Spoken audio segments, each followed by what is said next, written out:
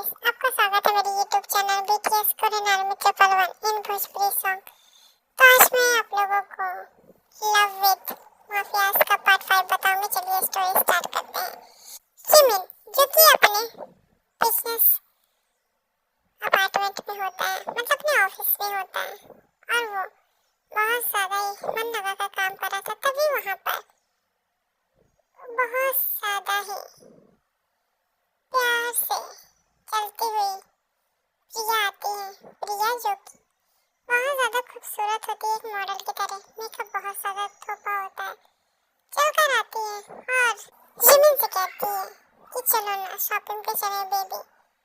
Jimin कहता है कि ये लो तुम कार्ड, तुम जाकर आराम से शॉपिंग कर लो, मुझे कोई प्रॉब्लम नहीं है, लेकिन मैं नहीं आ पाऊंगा। जिमिन की बात पर उसे बहुत ज्यादा हर्ट होता है और गुस्सा भी आता है, लेकिन वो क्या करे, उसे कुछ समझ नहीं आता है। वो जिमिन का कार्ड लेकर, जो कि किसी को कॉल लगती है, कॉल जो कि बगल से कॉल उठाती है, कहती है क्या हुआ। तो वो कहती है कि आज वो मेरे साथ शॉपिंग पे नहीं जा रहा है। तो उधर से औरत कहती है तो क्या हुआ, तुम्हें किसने कार्ड दिया है, तुम जाकर जी भर के शॉपिंग करो, उसके पैसे उड़ाओ क्योंकि तुम्हारा हक बनता है। और ये मत सोचो कि वो तुम्हारे साथ जा रहा है कि नहीं, तुम्हें पैसे दे रहा है, तुम्हें अटेंशन दे रहा है, इतना काफी नहीं है तुम्हारे लिए। और क्या चाहती हो उससे। प्रिया कहती है मुझे उसका प्यार चाहिए। तो रुबीना जिसका नाम होता है, वो कहती है ऐसा तो हो ही नहीं सकता ना, तुम्हें प्यार के लिए थोड़ा वेट करना पड़ेगा। जब शादी हो जाएगी तो प्यार तो तुम्हें मिलेगा ही, इसलिए चुपचाप से उससे उतनी ही बात करो जितना लायक हो, वरना वो शांति होना कि मुट्ठी से फिसल भी सकता है। इसीलिए चुपचाप से अपना काम करो और ये मत सोचो कि वो क्या कर रहा है क्या नहीं, उसको तो मैं देख लूंगी, ठीक है। इसी तरीके से उसे चुप कराती है। प्रिया मान जाती है, शॉपिंग पे चली जाती है। रुबीना कहती है रवि, इस लड़की का कुछ करना पड़ेगा, ये दिन पर दिन मेरा दिमाग खा रही है। इसे मैंने एक काम दिया है और उल्टा ही मेरा ही दिमाग खराब कर देती है।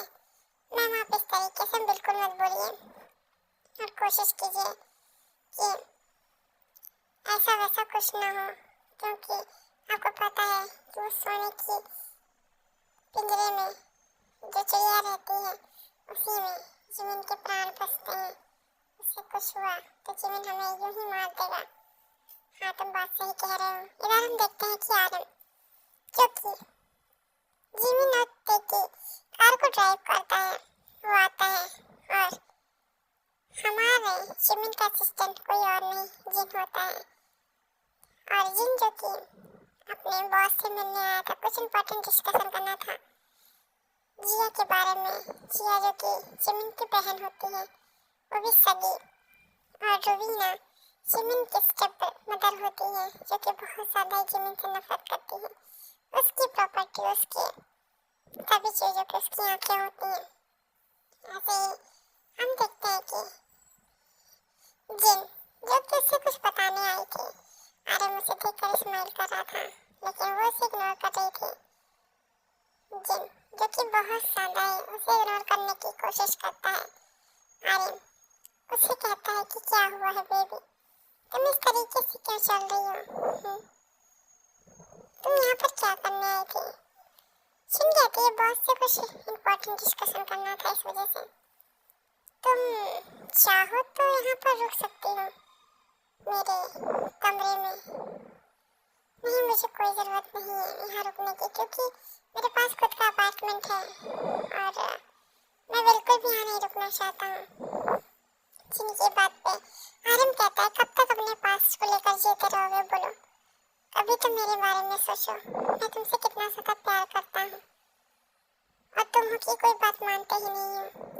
जिमिन जो कि बहुत ज्यादा ही प्यार से अपनी युंगी को देख रहा था। युंगी जो कि उससे डर रहा था, वो क्या करे उसे कुछ समझ नहीं आ रहा था।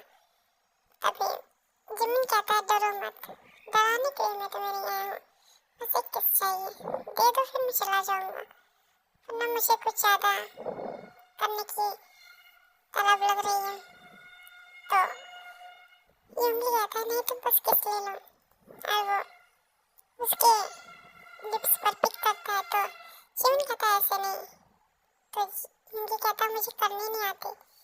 शिवन कहता है तो ठीक है, मैं तुम्हें सिखाता हूँ, और वो उसे किस करने लगता है।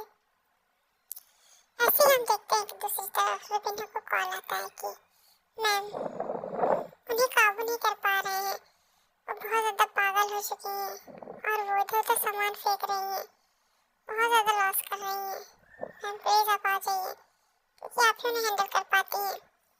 तभी वो गुस्से से कहती है कि कैसे तुम लोग उसे रख रहे हो, आखिर कैसे वो इतना ज़्यादा पागल हो गई, बोलो अगर उससे कुछ भी हुआ तो शिवन हमें ऐसे ही मार देगा, समझ सकती हो, और उसे इस तरीके से क्यों ट्रीट कर रही हो, उसे शांति से रहने दो। और कहती है कि रुको मैं भी आती हूँ। तुरंत रुबीना अपने माथे का पसीना साफ करके वहाँ से आती है। देखती है कि सच में जिया कंट्रोल से बाहर हो रही थी और वो उसे रूम में बंद करके एक इंजेक्शन देती है। साथ में रवि भी होता है, रवि जो कि बहुत ज़्यादा ही खड़ूस होता है, बहुत ज़्यादा ही बुरा इंसान होता है, और वो जो कि बहुत ज़्यादा ही इविल होता है। वो दोनों ही जब उसे इंजेक्शन देके बाहर आते हैं तब हमारे पास एक जो हमारी जिमिन की बहुत ही वफादार सर्वेंट होती है, वो जो कि जिया के पास ही होती है और उसकी केयर टेकर होती है। जिया उस पर थोड़ा बहुत विश्वास करती थी, विश्वास वो पूरा करती थी। तो वो सर्वेंट जिमिन को कॉल लगा के कहती है कि सर पता नहीं क्या ये दोनों जिया मैम को देते हैं जिससे वो एकदम शांत हो जाती है और 2 दिन तक सोती रहती है। जिमिन कहता है कुछ नहीं, बहुत ज़्यादा इन लोगों ने कर लिया है, अब कुछ ऐसा करना होगा जिससे जिया को मुझ पर ट्रस्ट हो कि वो सब मैंने नहीं किया है, तब जाकर जिया मुझ पर भरोसा करेगी। इसी तरीके से दिन बीतते जा रहे थे। एक दिन हम देखते हैं युनचुन जो कि रोड पर आ चुका था और वो खुद का जो कि बिजनेस संभालने लगा था। एक कंपनी में वो जॉब करने लगा था क्योंकि उसके पास और कुछ चारा नहीं होता है। उसे ये सब पसंद तो नहीं होता, लेकिन अपने मॉम एंड डैड के लिए करना पड़ता है। हुआ ऐसा था कि जिमिन को जब पता चला कि युंगी ने उसके साथ इतना गलत किया है तो उसने उसकी फैमिली को जमीन पर ला दिया। वैसे देखा जाए तो ये सब युंगी के लिए बहुत अच्छा होता है, लेकिन युंगी को ये सब पता नहीं होता है कि उसके परिवार वाले रोड पर आ चुके हैं। यहाँ तक कि उनकी कोई हेल्प करने वाला नहीं था क्योंकि उनके पीछे माफिया किंग होता है। और हमारी जो आयु होती है उनको भी डिस्ट्रॉय कर दिया गया था पूरी तरीके से। तो वो लोग अपना बोरिया बिस्तर लेकर गाँव चले जाते हैं, वहाँ पर जाकर अपनी लाइफ स्पेंड करने लगते हैं। आयु ने कभी मुड़कर युंगी के बारे में सोचा तक नहीं, क्योंकि उसे डर था कि जो बची खुची जिंदगी है वो बिना नर्क हो जाए। और इसी तरीके से वो जो कि बहुत ज़्यादा ही सैड रहने लगी थी। और हमारे प्यारे से जिमिन जो कि बहुत ज़्यादा ही प्यार से युंगी के पास आता है और उसके साथ उसको हक करके सो जाता है, क्योंकि आज वो बहुत ज़्यादा ही सैड होता है अपनी सिस्टर की वजह से। इस वजह से वो चाहता था कि कोई उसे डिस्टर्ब ना करे।